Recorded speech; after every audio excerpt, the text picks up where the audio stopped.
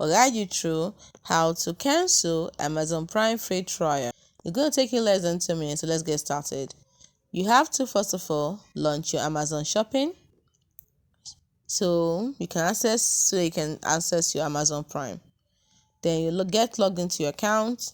Now select your profile, and once you've seen it, you will see account at the top page.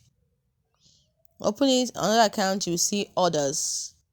Under orders, select your subscribe and save. Open that and then select the shop, the subscribe and save store. Under subscribe and save, select subscriptions. To lead you back to a page if you don't have an active subscription, but if you have, you will see a new page where you see how many days remains till you get charged. Then you can go ahead and cancel it. You will see a cancel button right under your subscription. This is how you can cancel it.